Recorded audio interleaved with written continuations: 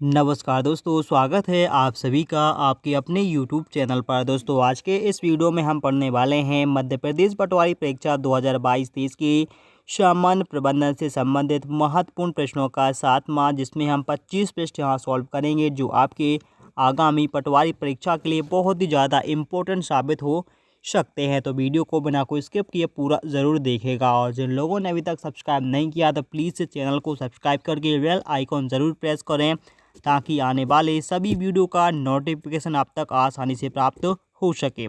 तो आइए प्रारंभ करते हैं। पहला प्रश्न आपके सामने है। पहला प्रश्न आप है कि अंतर्राष्ट्रीय व्यापार में डंपिंग का क्या अर्थ होता है। अंतर्राष्ट्रीय व्यापार में डंपिंग क्या होता है, डंपिंग का अर्थ क्या होता है। तो डंपिंग का जो अर्थ होता है वह वास्तविक उत्पादन लागत से कम दाम पर निर्यात करना क्या कहलाता है, डंपिंग कहा जाता है।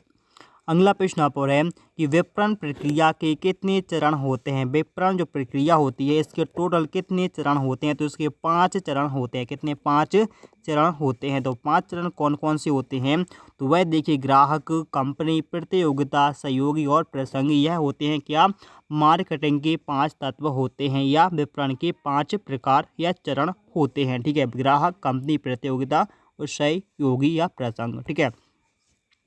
अगला प्रश्न आप है कि ऊपर से नीचे तक उच्च पद अधिकारी एवं अधीनस्थों से के संबंध को परस्पर संबंध करने की जो व्यवस्था है उस व्यवस्था को क्या कहा जाता है। ऊपर से नीचे तक उच्च पद अधिकारी एवं अधीनस्थों के संबंध को परस्पर संबंध करने की जो व्यवस्था है उसके लिए क्या कहते हैं, तो उसके लिए पद सोपान कहते हैं, पद सोपान कहा जाता है। अगला प्रश्न आप है कि विपणन के लिए नीतियां बनाना, विपणन या व्यापार के लिए नीति बनाना, बाजार का मूल्यांकन करना तथा नए उत्पादों पर नज़र रखना क्या संदर्भित करता है, क्या बताता है, क्या बताता है। तो वह क्या करता है, विपणन पर्यावरण कहलाता है। उसके लिए क्या कहा जाता है, विपणन पर्यावरण कहा जाता है। ठीक है, क्या विपणन पर्यावरण कहा जाता है। अगला प्रश्न आप है कि संघर्ष प्रक्रिया में संघर्ष कहाँ दृष्टिगोचर होता है। संघर्ष प्रक्रिया में संघर्ष कहाँ दृष्टिगोचर होता है, तो व्यवहार में होता है। कहाँ पर होता है, व्यवहार में होता है। अगला प्रश्न आप है जॉन और स्टोरी में मानव संसाधन प्रबंध को कितने भागों में वर्गीकृत किया जाता है। जॉन और स्टोरी में मानव संसाधन प्रबंधन को कितने भागों में वर्गीकृत किया है, तो 4 भागों में वर्गीकृत किया है। 4 भागों में वर्गीकृत किया है। अगला प्रश्न दोहरी लेखा प्रणाली किस प्रकार की लेखांकन पद्धति है। दोहरी लेखा प्रणाली किस प्रकार की लेखांकन पद्धति है, तो वह वैज्ञानिक पद्धति कहलाती है। वैज्ञानिक पद्धति कहलाती है। अगला प्रश्न आप है कि अभिप्रेरणा कितने प्रकार की होती है। अभिप्रेरणा कितने प्रकार की होती है, तो वह 2 प्रकार की अभिप्रेरणा होती है। पहली है मौद्रिक और दूसरी है अमौद्रिक अभिप्रेरणा। अगला प्रश्न आप है कि किसी नियोक्ता द्वारा कर्मचारियों को बोनस देना कौन सी अभिप्रेरणा का भाग होता है। किसी कंपनी द्वारा कर्मचारियों को बोनस देना कौन सी अभिप्रेरणा का भाग होता है, तो यह मौद्रिक अभिप्रेरणा का भाग होता है। अगला प्रश्न कि बंद पत्र, डिबेंचर और अवधि कर्ज किस प्रकार की देनदारियों में आता है। किस प्रकार की देनदारियों में आता है, तो वह दीर्घकालीन देनदारियों में आता है। दीर्घकालीन देनदारियों में आता है कौन, बंद पत्र, डिबेंचर और अधिक अवधि का कर्ज। ठीक है। अगला प्रश्न आप देखिए कि पूंजी तथा लाभांश भुगतान का पूर्ण अधिकार रखने वाले को क्या कहते हैं। पूंजी तथा लाभ भुगतान का पूर्ण अधिकार रखने वाले को क्या कहते हैं, तो इसके लिए अधिमान अंशधारी कहते हैं। अधिमान अंशधारी कहा जाता है।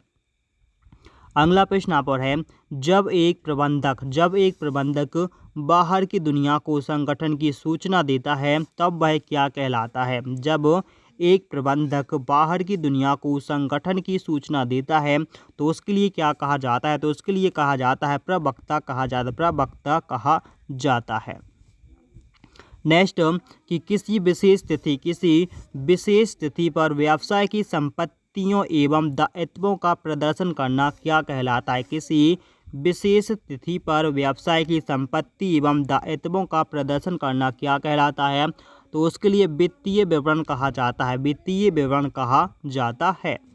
अगला प्रश्न आप और है कि एक उपक्रम के मानवीय तत्वों को विकसित व प्रतिबद्ध करने की जो प्रक्रिया होती है, उस प्रक्रिया को क्या कहा जाता है? एक उपक्रम के मानवीय तत्वों को विकसित व प्रतिपादित करने की जो प्रक्रिया होती है, उस प्रक्रिया को मानव संसाधन प्रबंध कहा जाता है, मानव संसाधन प्रबंध कहा जाता है। अगला प्रश्न आप और है कि सर्वप्रथम प्रबंध और प्रशासन में अंतर किसने स्पष्ट किया था? सबसे पहले प्रबंध और प्रशासन में जो अंतर है किसने स्पष्ट किया था? तो उनका नाम है ओलिवर शेल्डन। ओलिवर शेल्डन ने सबसे पहले प्रबंध और प्रशासन में अंतर बताया था। अगला प्रश्न आप और है कि चयन प्रक्रिया का अंतिम चरण क्या होता है?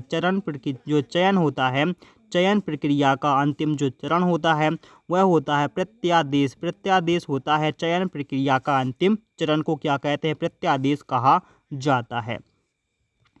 अगला प्रश्न आप और है कि भारत में लेखा मानक वन किस विषय में व्याख्या करता है? भारत में लेखा मानक जो वन है वह किस विषय में व्याख्या करता है? तो वह लेखांकन नीति के विषय में व्याख्या करता है।